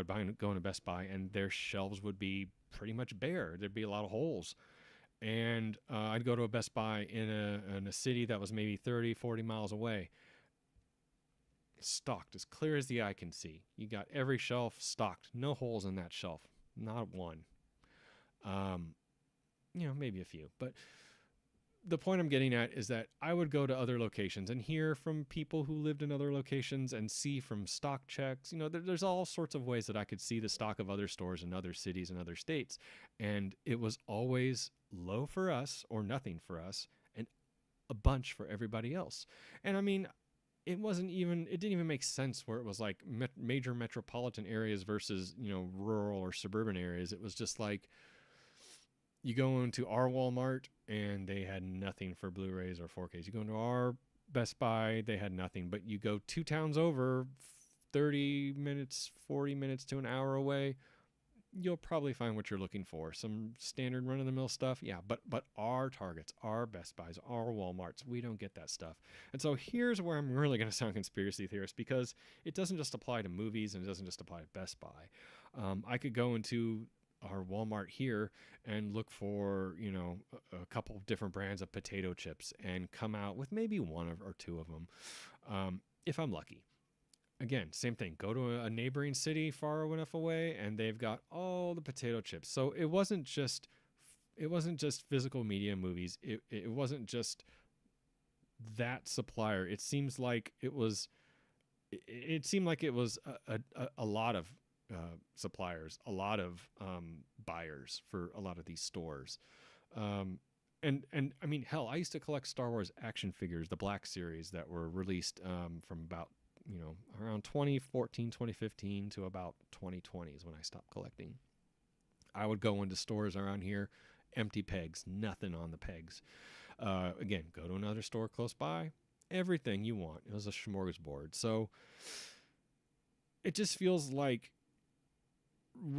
I live in kind of a retail black hole where, it's not just one specific product. It's many different types of product. It's food, it's clothing, it's medical supplies, it's DVDs and Blu-rays, it's action figures. Again, I'm going to sound like a nut here, but it's something I've observed over the last decade and plus. So, it was really tough to decipher, I guess it wasn't tough to decipher that Best Buy was going to be losing physical media because that's the way the market was going with streaming and all that anyway. But at the same time, I was seeing these empty shelves in other stores. So I'd go to these other stores in other cities expecting plentiful shelves like I'd seen in the past. But then I'd walk in, these last couple of years and it looked like my hometown store. So I was like, okay, something's wrong here because it's usually just my store that doesn't get shit. So the writing seemed like it was kind of on the wall about then. So, all right, let's see what we got in chat. The prequels are crap compared to the originals. However, they're great films compared to the sequel trilogy. Great Heap is fun. Glad to see you like Great Heap, Brett. I forgot if we talked about that last time we talked, but yeah, I love Great Heap. There's a part in there where there's a droid harem and R2-D2 is in there, and he found a female R2. I think it's an R2 droid, and it looks a lot like BB-8, to be honest. But he finds another droid that's like a soulmate, a companion. It's implied she's female. I mean, God, how much of that can you say now? But anyway, he finds a lady droid in the harem, and they're having a good time. And it really, really kind of messed with my head when I was a kid to see them. They're in like a little oil bath pool, like a swimming pool, and they're kind of bobbing along, and all of a sudden she starts to get jerked and goes underneath, and you kind of find out that the Great Heap is this big droid, and he's kind of purging this harem of droids to recharge himself and suck the life out of them. And they show this whole part where he puts the droid in his mouth and they spits it out after a while, and after he sucks up all their power and the droid, rolls down on the ground lifeless and it's like yellow, and that kind of messed with my head when you're like 5 years old. So it's that spooky, scary stuff, that spooky side of the 80s and animation that I don't really see a lot anymore. Like, imagine if Dora the Explorer just got crazy dark and wild these days. They're like, I'm going to show you a cemetery. Can you say zombie? Good. Oh, man. Yeah, so... Great Heap's great. I'm glad you like it, Brett. I'm glad someone out there shares my insanity. The monkey, yes. I would love to do it. I don't have a lot of credentials. I don't have a lot of background. I'm just a big fan, and I've been a fan for a long time. So that's all the cred I've got, man. I've been a fan since of everything since I want to say mid 80s, just because I was about 5 years old in 86. I just dated myself there, but yeah. And I don't know if you're able to or have been trying to, Monkey, to get on this stream. If you have, I apologize because I don't know what the hell I'm doing. So maybe that's something we can work on in the future. I'm definitely up for it. So hit me up, message me, comment, get at me some way, and we can figure it out. I would love to go on other shows and love to have other people on this show. And I mean, hell, as time goes on, like, man, I might even do, some physical therapy episodes live, because like I said, I kind of like the live off the cuff, constantly on your toes, as opposed to the scripted where you're just, repeating a line and getting frustrated every time you F it up. So, like, this is a welcome change. This is the most awake I've been all day for a man who got 2.5 hours of sleep last night. So I feel like I'm doing pretty well for all things considering. So yeah. And I mean, gosh, it looks like we're, let's see where we are here on time. I was going to say, I think we're at least at the hour mark now, if I'm right. Yeah, we're almost at the 2 hour mark. 'Cause I started at 3. Wow.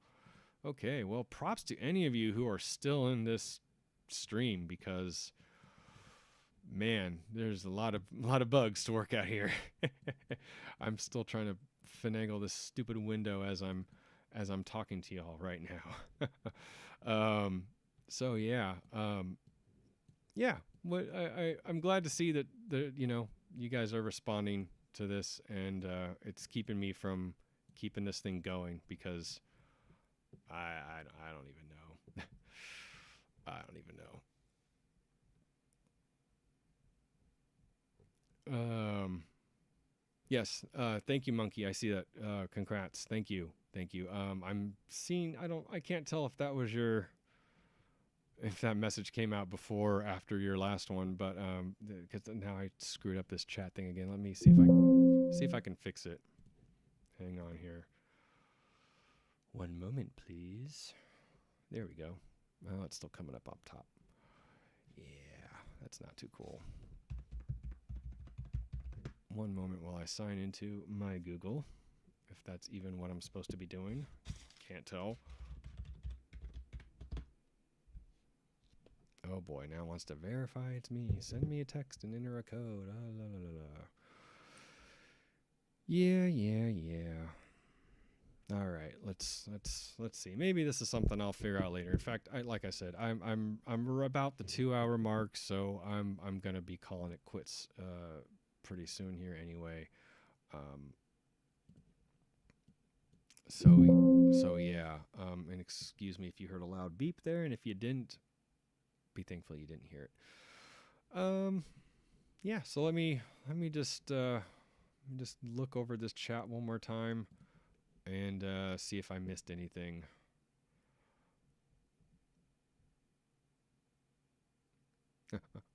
Yeah. Definitely, Brett. The prequels are crap compared to the originals. Yes, I saw that before. I just wanted to agree with you completely. Yes, they are great films compared to the sequels. It's that George Lucas sandbox. And yeah, you could argue he had too much creative control in the prequels, and he should have had someone, over his shoulder telling him yes, no, don't do this, blah blah. But um, they are what they are, and there's a lot of talk about what could have been and what should have been, and how like maybe episode 2 should have really been episode 1, and we should have went from there. Um, we could talk several hours on that. In fact, that's not out of the realm of possibility for a future stream, a Star Wars featured stream. But you know, they are what they are, and it does suck in the form of history, knowing that we could have and should have got better.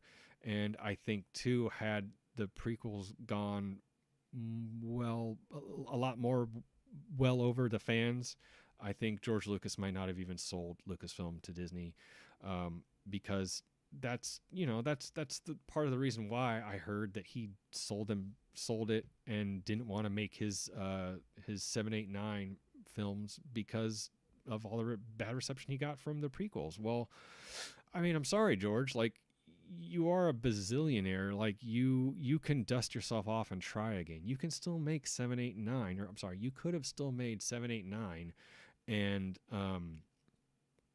done it your way. And I still think you would have made money. It's not like you would have lost money. I don't even think you would have broke even, dude. I think honestly, George, you could have made a profit on your episode 7, 8, 9. I think maybe you just didn't want to deal with the criticism, and I kind of don't blame you there. That's fine. But, what did you learn from any of your failures on shooting the original Star Wars? You learned from your failures. When you had that sandstorm that wrecked the sets in Tunisia, and then it happened again in Tunisia for Phantom Menace. Did you pack up and say forget it and scrap your prequel trilogy? No, you made those movies. You finished them, so you can do the same thing theoretically with 3 new movies with your sequel trilogy. And I'm not a huge fan of Colin Trevorrow, but I'm really interested in seeing. I know there's those videos out there, and the literature and all that exists for what Colin Trevorrow's Rise of Skywalker, or Episode 9 could have been. But that's an interesting place. I would have, it's interesting to look at that and see where it could have gone, and it's sad at the same time because even that. We could have still had our Force Awakens and our Last Jedi, and then Colin Trevorrow could have came in with what he was going to do with Episode 9. And honestly, I'm not saying it would have saved that trilogy, but it probably would have been a lot of our favorites in that trilogy. Who's to say? We don't know. But, it's weird to see what could have been. So it's like when I see and hear things about George Lucas and what he would have done with 7, 8, 9, and how he would have went into the Force and done some things that would have pissed the fans off. I say do it, George. You should have rolled those dice and pissed the fans off, or not. Maybe you wouldn't have, because what did we get last week? We got a lot of people excited in the fact that this rumor that was going around, which is nothing more than a rumor because nothing's come around to validate it, but there was this rumor last week that George Lucas is going to come back to Star Wars and work with Lucasfilm. I didn't believe that for a second. He's done. He's retired. He wants not to make film anymore. If he wanted to, he would have kept doing it after the prequels. Yes, I know he did Red Tails, but even that didn't get a good reception, sadly. And I mean, shoot, I haven't even seen that movie, so I can't really speak on its triumphs or failures or how well or poor it was made. So yeah, he made it. It didn't get a great reception. That sucks.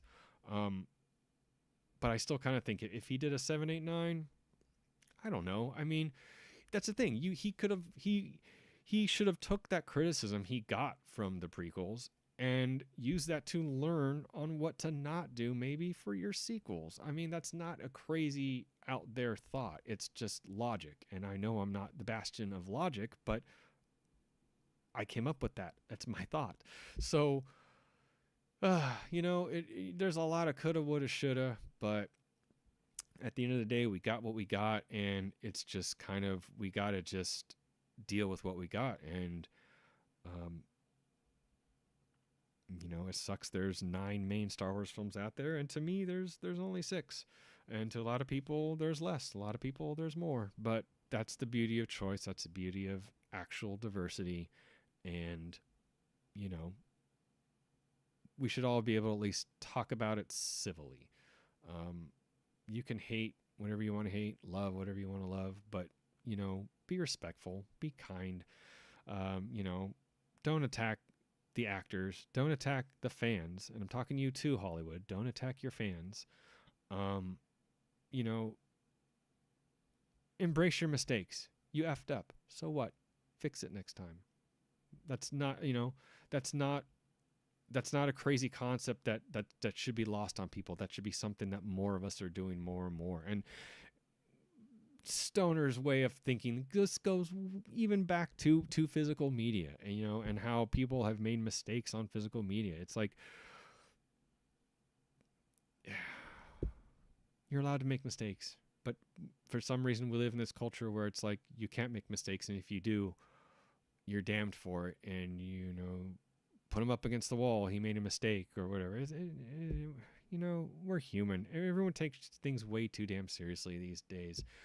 And I know I'm just a man on a stream talking about DVDs and Blu-rays. It's very, low level stuff. I'm not talking about the conflicts that are going around in the world. I'm not talking about our president or lack of one. I'm not talking about, foreign policy. I'm not changing the world. I'm just a guy like a lot of you online bitching about movies. And, at the end of the day, when real life stuff hits and people die, people get sick, shit happens, those movies take a back seat and we go forward with the things that are going on in our life.